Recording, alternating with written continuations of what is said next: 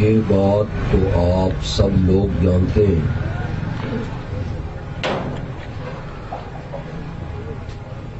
کہ انبیاء بھیجنے کا سلسلہ اللہ نے انسانوں میں شروع کیا.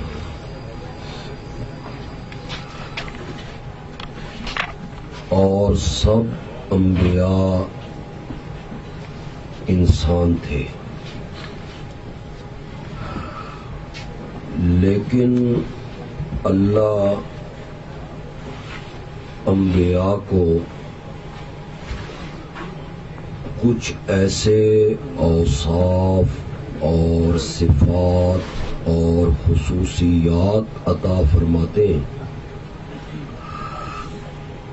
جن کی وجہ سے وہ انبیاء باقی انسانوں سے ممتاز ہو جاتے ہیں. ان صفات میں سے صرف ایک صفت کا ذکر کروں گا کہ انبیاء کو اللہ یہ صفت دیتے ہیں، یہ وصف دیتے ہیں کہ وہ ماں کی گود سے لے کے قبر میں جانے تک چھوٹے بڑے ہر قسم کے گناہوں سے پاک ہوتے ہیں. انبیاء کے علاوہ کوئی بھی انسانوں میں سے معصوم نہیں ہے، مگر انبیاء ہر قسم کے گناہوں سے معصوم اور پاک ہوتے ہیں. تو جس طرح اللہ انبیاء کو کچھ خصوصیات ایسی دیتے ہیں جن کی وجہ سے وہ باقی انسانوں سے ممتاز ہو جاتے ہیں، اسی طرح اللہ نے ہمارے پیارے پیغمبر کو کچھ اوصاف ایسے دیے ہیں جن کی وجہ سے ہمارے پیغمبر باقی پیغمبروں سے ممتاز ہو گئے. ان میں سے ایک وصف آپ کی یہ ہے کہ آپ حضرات قرآن پاک پڑھیں، قرآن پاک کا مطالعہ کریں تو آپ کو وہاں نظر آئے گا کہ ہر پیغمبر ایک قوم کے لیے تھا، ایک بستی کے لیے تھا، ایک شہر کے لیے تھا، ایک برادری کے لیے تھا. قرآن کہتا ہے وَلَقَدْ أَرْسَلْنَا نُوحًا إِلَىٰ قَوْمِهِ، ہم نے حضرت نوح کو ان کی قوم کی طرف پیغمبر بنا کے بھیجا. وَإِلَىٰ عَادٍ أَخَاهُمْ هُودًا، ہم نے قوم عاد کی طرف حضرت ہود کو پیغمبر بنایا. وَإِلَىٰ ثَمُودَ أَخَاهُمْ صَالِحًا، ہم نے قوم سمود کے لیے حضرت صالح کو پیغمبر بنایا. وَإِلَىٰ مَدْيَنَ أَخَاهُمْ شُعَيْبًا، ہم نے مدین بستی کے لیے حضرت شعیب کو پیغمبر بنایا. یہ قرآن دوسرے انبیاء کا تذکرہ کر رہا ہے. کوئی پیغمبر ایک قوم کے لیے، ایک برادری کے لیے، ایک شہر کے لیے، ایک بستی کے لیے. اور جب آمنہ کے لال کی باری آئی تو اللہ تعالی نے میرے پیغمبر کے متعلق فرمایا وَمَا أَرْسَلْنَاكَ إِلَّا كَافَّةً لِلنَّاسِ بَشِيرًا وَنَذِيرًا، ہم نے آپ کو دنیا کے تمام لوگوں کے لیے بشیر اور نذیر بنا کے بھیجا ہے. وَمَا أَرْسَلْنَاكَ إِلَّا رَحْمَةً لِلْعَالَمِينَ، ہم نے آپ کو سارے جہانوں کے لیے رحمت بنا کے بھیجا ہے. آپ نے فرق محسوس کیا باقی نبیوں میں اور آمنہ کے لال میں؟ باقی نبی ایک قوم کے لیے، ایک بستی کے لیے، ایک شہر کے لیے، ایک برادری کے لیے، اور میرے پیارے پیغمبر ایک بستی شہر کے لیے نہیں بلکہ ساری کائنات کے لیے پیغمبر بنا کے بھیجے گئے۔ میں پھر آپ کو ایک مرتبہ قرآن کی طرف لانا چاہتا ہوں۔ جب پیغمبر خطاب کرتا تھا اپنی قوم کو تو قرآن پاک ان کے خطاب کا انداز ذکر کرتا ہے۔ وَلَقَدْ أَرْسَلْنَا نُوحًا إِلَىٰ قَوْمِهِ قَالَ يَا قَوْمِ، اے میری قوم، وَإِلَىٰ عَادٍ أَخَاهُمْ هُودًا قَالَ يَا قَوْمِ، وَإِلَىٰ ثَمُودَ أَخَاهُمْ صَالِحًا قَالَ يَا قَوْمِ، وَإِلَىٰ مَدْيَنَ أَخَاهُمْ شُعَيْبًا قَالَ يَا قَوْمِ۔ ہر پیغمبر جب خطاب کرتا تھا تو وہ کہتا تھا یا قوم، یا قوم، اے میری قوم، اے میری برادری کے لوگوں۔ اور جب آمنہ کے لال کی باری آئی تو اللہ نے فرمایا میرے پیارے پیغمبر، اتنا چھوٹا سا خطاب تیری زبان سے نہیں سجتا، تو نے یہ نہیں کہنا یا اہل مکہ، یا اہل عرب، یا اہل قریش، نہ مولا میں نے کیا کہنا ہے؟ فرمایا آپ نے کہنا ہے یا ایھا الناس انی رسول اللہ الیکم جمیعا، اے پوری کائنات کے لوگوں، میں تم سب کی طرف اللہ کا پیغمبر بنا کے بھیجا گیا ہوں۔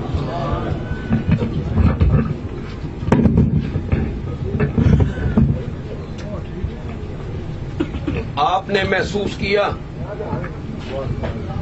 باقی نبیوں میں اور آمنہ کے لال میں جو ایک نمایاں فرق قرآن نے رکھا کہ باقی نبی قرآن پاک کے دلائل سے اس بات کو ثابت کیا کہ باقی انبیاء میں اور میرے پیارے پیغمبر میں عظمتوں کے اندر ایک نمایاں فرق ہے۔ ان کی نبوت محدود تھی، میرے نبی کی نبوت غیر محدود ہے۔ وہ ایک قوم کے لیے تھے، میرا پیغمبر ساری کائنات کے لیے ہے۔ اگر یہ میرے پیغمبر کا وصف ہے اور یقیناً یہ وصف ہے تو پھر میں کہنا چاہتا ہوں کہ جب میرا پیغمبر ساری کائنات کے لیے اور میرے پیغمبر کی نبوت قیامت تک کے لیے ہے تو پھر آپ کے بعد کسی نئے نبی کی ضرورت نہیں ہے، آپ کے بعد کسی نئے پیغمبر کی ضرورت نہیں ہے۔ قرآن اس سے انکار کرتا ہے کہ میرے پیارے پیغمبر کی نبوت ساری کائنات کے لیے اور قیامت تک کے لیے ہے، پھر کسی نئے نبی کی ضرورت کیسے ہو؟ میں ایک دلیل آپ کے سامنے رکھنا چاہوں گا اور آپ حضرات ایک اس دلیل کو پلے باندھ لیں تو دنیا کا کوئی مرزائی آپ سے کبھی بات نہیں کر سکے گا۔ دلیل بھی بڑی آسان سی ہے اور آپ سب لوگوں کو امید ہے کہ وہ آیتیں یاد بھی ہوں گی، مجھے امید ہے وہ آیتیں یاد ہوں گی آپ کو، وہ آپ پلے باندھ لیں۔ سورت فاتحہ کے بعد جو دوسری سورت شروع ہو رہی ہے وہ ہے سورت البقرہ، اس کی ابتدا ہو رہی ہے۔ میرے ساتھ تلاوت کے نظریے اور ذہن اور نیت سے پڑھیے گا، ہر حرف پہ اللہ 10 نیکیاں عطا کریں گے۔ الف لام میم ذالک الکتاب لا ریب فیہ ھدی للمتقین۔ یہ متقی کون ہے؟ یہ مومن کون ہے؟ ان کو پھر آگے اللہ نے بیان کیا، الذین یؤمنون بالغیب ویقیمون الصلاۃ ومما رزقناہم ینفقون۔ یہ مومن وہ ہیں جو بن دیکھے ایمان لاتے ہیں۔ ہم نے اللہ کو نہیں دیکھا، ایمان لے آئے۔ ہم نے جنت کو نہیں دیکھا، ایمان لے آئے۔ ہم نے جہنم کو نہیں دیکھا، ایمان لے آئے۔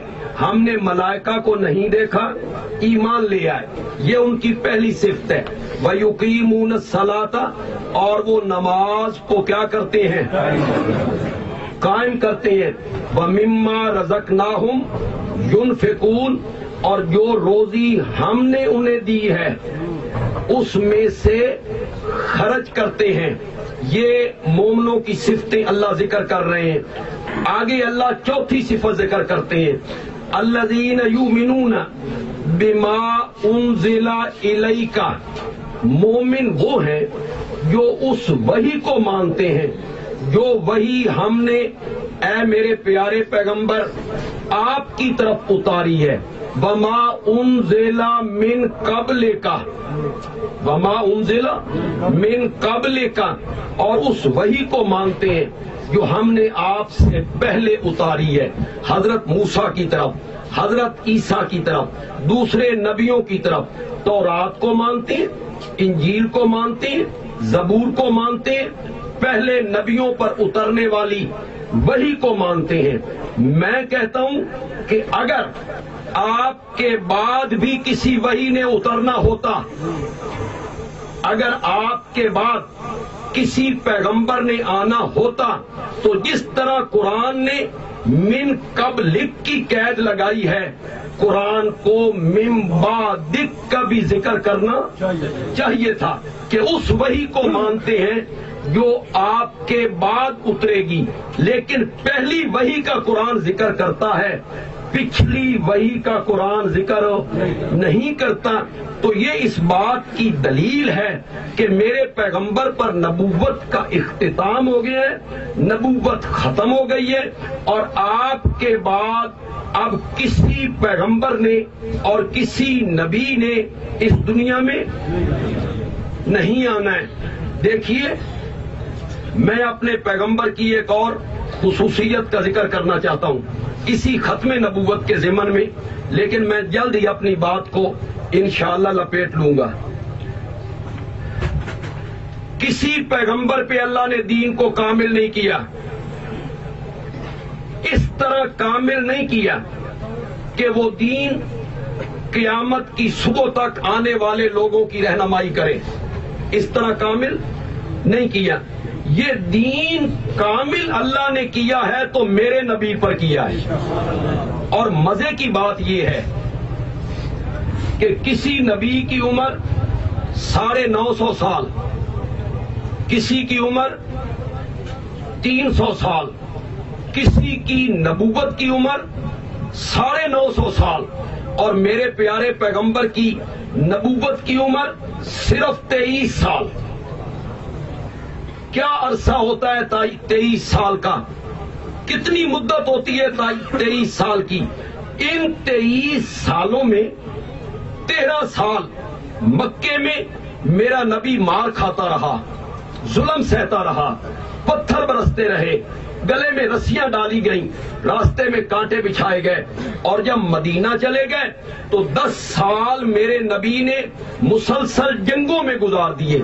آج بدر ہے, آج احد ہے, آج خندق ہے, آج بنو المصطلق ہے, آج فلاں غزوہ, آج فلاں لڑائی. 13 سال مکے میں مار کھائی, 10 سال مدینے میں جنگیں لڑیں, صرف 23 سال کا عرصہ ہے. میں اپنے پیارے پیغمبر کی ایک عظمت کو ذکر کرنا چاہتا ہوں, لیکن ایسی عظمت جو اس سے پہلے آپ نے کبھی نہیں سنی ہوگی. 23 سال کے بعد پھر میرا نبی عرفات کے میدان میں آیا ہے. آج تک دنیا میں کوئی فاتح, کوئی بادشاہ, کوئی پرچم کشا, کوئی فلاسفر, کوئی سائنسدان ایسا نہیں آیا جس نے اپنے مرنے سے پہلے حالت صحت میں یہ کہا ہو مجھے اپنے مرنے کا کوئی غم نہیں ہے, میں نے جو کچھ کرنا تھا میں کر چکا ہوں, میں نے جو کچھ کہنا تھا میں کہہ چکا ہوں. آج تک کوئی آدمی دنیا میں ایسا نہیں آیا. سکندر نے آدھی دنیا کو فتح کیا اور جاتے ہوئے کہتا ہے زندگی نے موقع نہیں دیا, ابھی تو بہت کچھ کرنا تھا. ہر پرچم کشا, ہر فاتح یہ کہتا ہوا دنیا سے رخصت ہو گیا کہ زندگی نے وفا نہیں کی, میں نے تو بہت کچھ کرنا تھا لیکن نہیں کر سکا۔ اوے لوگوں، اس کائنات میں صرف میرا نبی ہے جس نے 23 سال کے قلیل عرصہ میں اپنی وفات سے 3 مہینے پہلے حالت صحت میں عرفات کے میدان میں کھڑے ہو کے کہا تھا، اوے لوگوں، میں نے جو کچھ کرنا تھا میں کر چکا ہوں، میں نے جو کچھ کرنا تھا میں کر چکا ہوں، میں نے جو کچھ کہنا تھا میں کہہ چکا ہوں۔ اوے میری امت کے لوگوں، میں تمہیں ایک ایسے روشن رستے پہ چھوڑ کے جا رہا ہوں جس کی راتیں بھی دن کی طرح روشن ہیں۔ میں تمہیں ایک ایسے روشن رستے پہ چھوڑ کے جا رہا ہوں جس کی راتیں بھی دن کی طرح روشن ہیں۔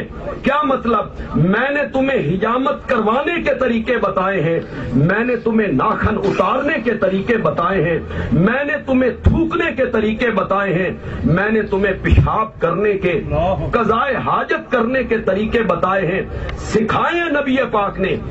سایہ دار درخت کے نیچے بیٹھ کے پیشاب نہ کیا کرو، یہ لوگوں کے بیٹھنے کی جگہ ہوتی ہے، راہ گزر پہ بیٹھ کے پیشاب نہ کیا کرو، یہاں سے لوگ گزرتے ہیں، کسی سوراخ میں پیشاب نہ کیا کرو، کوئی موذی جانور نہ ہو، جس طرف سے ہوا آ رہی ہے اس طرف منہ کر کے پیشاب نہ کیا کرو کہ پیشاب کے چھینٹے تمہارے کپڑوں پہ پڑیں گے۔ میں نے تمہیں پیشاب کرنے کے، تھوکنے کے، حجامت کرنے کے، پاؤں جوتی میں ڈالنے کے، مسجد میں آنے کے، مسجد سے نکلنے کے، سوار ہونے کے، اترنے کے، گھر میں جانے کے، سونے کے، جاگنے کے طریقے میں نے تمہیں بتائے ہیں۔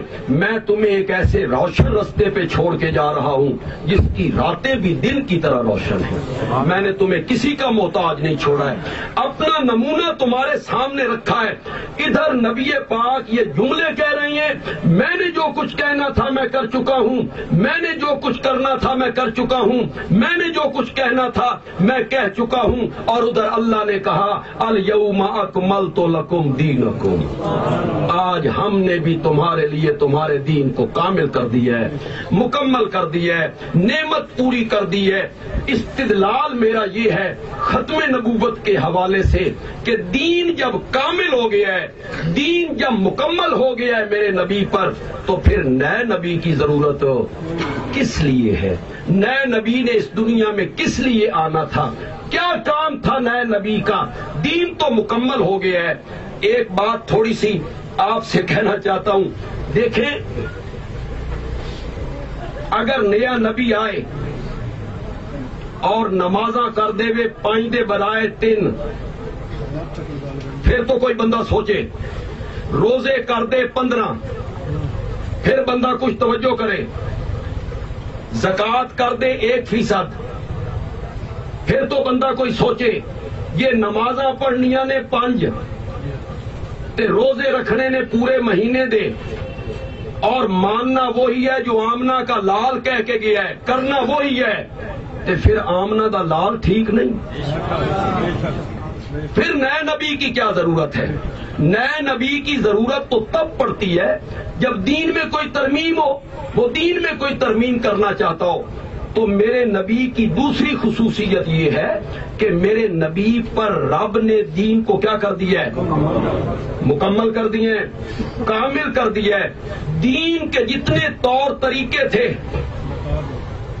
ہمارا مرن، ہمارا پرن، ہماری تجارت، ہماری معیشت، ہماری سیاست، ہماری عدالت، ہماری حکومت، ہماری گھریلو زندگی، ہماری باہر کی زندگی، ہماری بازار کی زندگی، ہمارے معاملات، برادری کے ساتھ تعلقات، حقوق العباد، حقوق اللہ، آذان، تکبیر، نماز، روزہ، حج، زکوٰۃ، طواف، اب یہ سارے کام اس کے مطابق کرنے ہیں جس پر میرے نبی کی مہر ہے، جس پر میرے نبی کی کیا؟ جس پر میرے نبی کی مہر ہے۔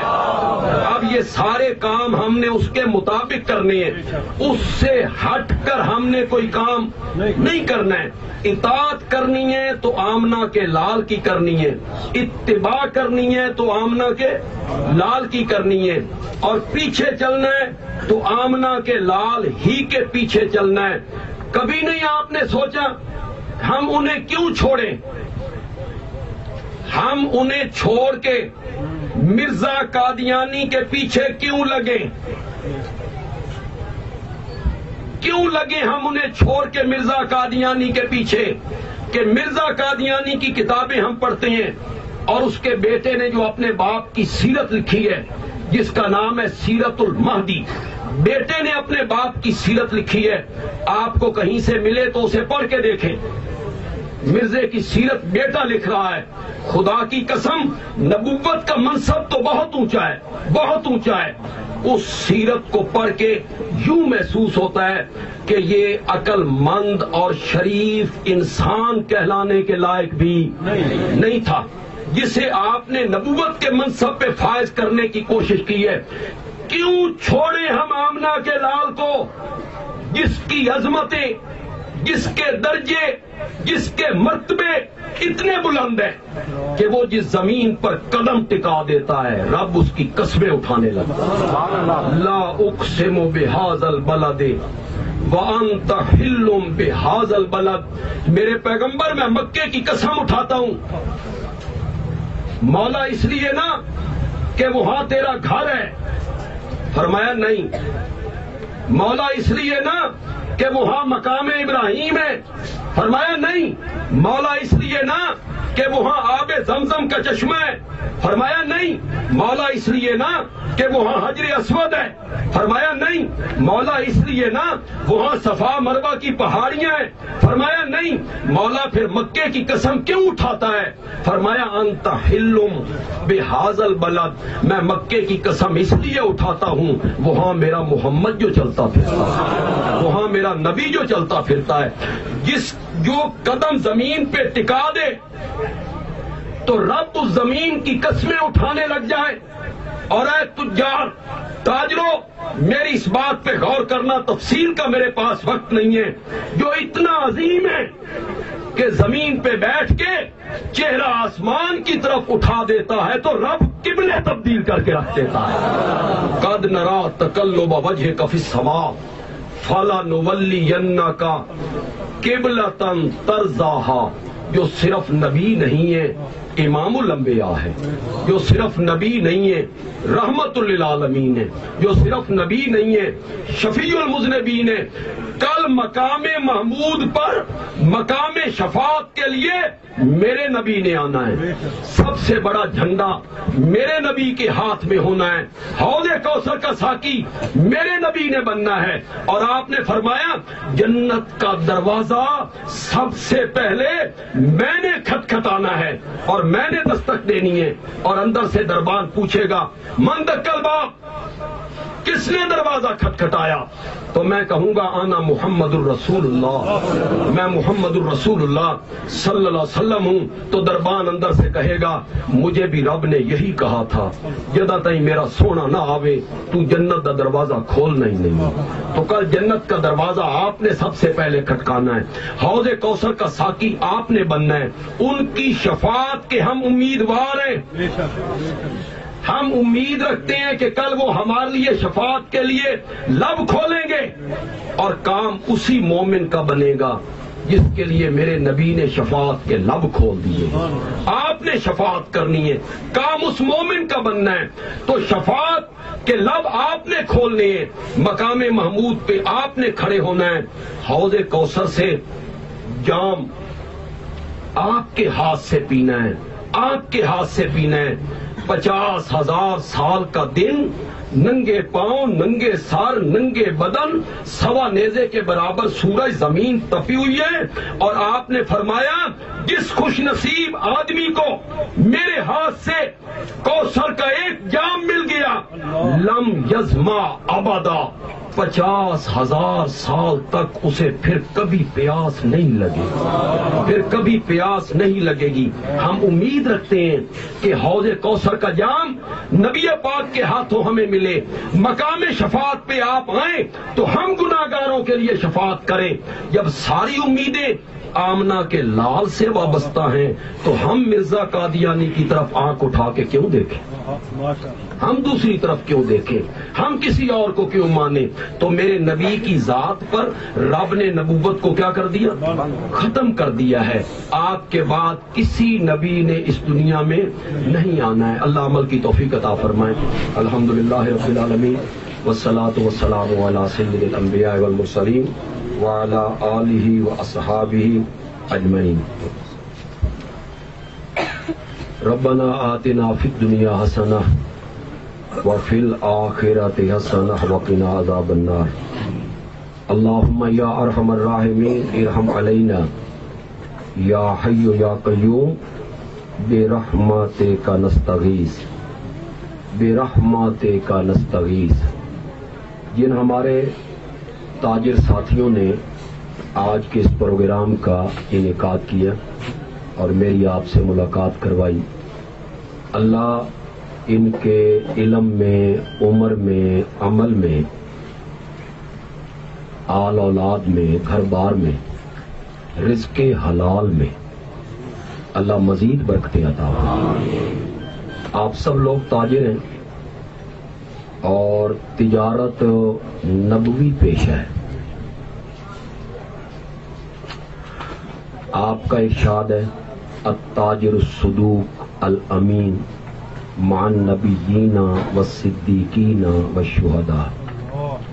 سچا اور امانت دار تاجر قیامت کے دن نبیوں کے ساتھ کھڑا. بڑی عظمت ہے، بڑی عظمت ہے اس پیشے کی جس سے آپ منسلک. لیکن سچا تاجر، امانت دار تاجر، اللہ تعالیٰ آپ کو صادق اور امین تاجر بنائے تاکہ آپ کا حشر قیامت کے دن نبیوں، صدیقوں اور شہیدوں کے ساتھ اللہ فرمائے. اللہ ہم سب کو رزق حلال وافر تعداد میں عطا فرمائے. رزق حلال وافر تعداد میں عطا فرمائے. ملک عزیز پاکستان کے استحکام کے لیے، سالمیت کے لیے، امن کے لیے، سلامتی کے لیے دعا کیجیے. اللہ ہمارے ملک کو استحکام عطا فرمائے، سلامتی عطا فرمائے، سالمیت عطا فرمائے. یہ جو بے چینی ہے، بد امنی ہے، قتل و غارت ہے، دہشت گردی ہے، مظلوم لوگوں کا خون بہہ رہا ہے، بچے، بوڑھے، عورتیں، ڈراؤن حملے ہیں، وہاں لوگ شہید ہو رہے ہیں. اللہ اس ملک پہ رحم فرمائے اور اس کی بدامنی اللہ امن میں بدل دے. اور اس ملک کے جو دشمن ہیں اندرونی بیرونی، اللہ اس ملک کے دشمنوں کو تباہ و برباد فرمائے. ان کے عزائم اللہ خاک میں ملائے اور اس ملک کو اللہ قیامت کی صبح تک قائم رکھے. یا اللہ ہمارے ملک عزیز کو قیامت کی صبح تک قائم رکھ. ایک دعا جس پر آمین کہنا آپ پہ چھوڑ دیتا ہوں. دل مانے تو آمین کہہ لینا، دل نہ مانے تو آمین بالکل نہ کہنا. یہ آپ پر ہے. اے میرے اللہ، تو رات کے اندھیرے میں سے دن کا اجالا نکال لیتا ہے اور تو زمین کا سینہ چیر کے ایک نرم و نازک پودے کو، پتے کو زمین سے باہر نکال دیتا ہے. انڈے کو پھاڑ کے اس میں سے چوزا نکال لیتا ہے. رات کے اندھیرے سے صبح کا اجالا نکالنے والے میرے اللہ، کیا ہوا جو ہمارے ملک پہ بھی ایک سیاہ چادر تن گئی ہے؟ مولا کوئی ایسا حکمران دے دے، مولا کوئی ایسا حکمران دے دے جو ہمارے دین کا بھی خیر خواہ ہو، ہماری دنیا کا بھی خیر خواہ ہو. مولا کوئی ایسا حکمران دے دے جو عوام کا بھی خیر خواہ ہو، اسلام کا بھی خیر خواہ ہو. تو اس سے کوئی بعید تو نہیں ہے میرے اللہ. جتنے بیمار ہیں، کچھ لوگوں کی پرچیاں بھی آئی ہیں، سب کے لیے دعا کر لو. کس کس کا نام لیں گے؟ اللہ سب بیماروں کو شفائے کاملہ عطا فرمائے. جو ہمارے بزرگ، ہمارے بھائی، ہماری مائیں بہنیں، مومن مسلمان اس دنیا سے رخصت ہو چکے ہیں، سب کے لیے دعا کرو اللہ ان کی مغفرت فرمائے، ان کے درجات بلند کرے اور ان کے قصوروں سے اللہ درگزر فرمائے۔ اللہ ہم سب کا خاتمہ بالایمان فرمائے، کل ایمان کی حالت میں اٹھائے، اپنے پیارے پیغمبر کے حوض کوثر سے جام عطا فرمائے، آپ کے جھنڈے کے نیچے جگہ دے دے، آپ کے جھنڈے کے نیچے جگہ دے دے اور آپ کی شفاعت سے بہرہ مند فرمائے۔ یا اللہ ہماری قسمت میں کر دے کہ تیرے پیارے پیغمبر ہمارے لیے شفاعت کے لب کھولیں، ہمارے لیے شفاعت کے لب کھولیں، ہمیں شفاعت کا مستحق بنا دے میرے اللہ۔ کل قیامت کے دن کام اسی بندے کا بننا ہے جس پر رب کی رحمت متوجہ ہو گئی اور میرے پیارے پیغمبر نے اس کے لیے شفاعت فرما دی۔ یا اللہ ہمیں بھی اس سے حصہ عطا فرما، ہمیں بھی اس سے حصہ عطا فرما۔ وصلی اللہ تعالی علی خیر خلقی محمد وعلی آلہ واصحابہ وازواجہ وذریاتہ واہل بیتہ اجمعین آمین برحمتک یا ارحم الراحمین۔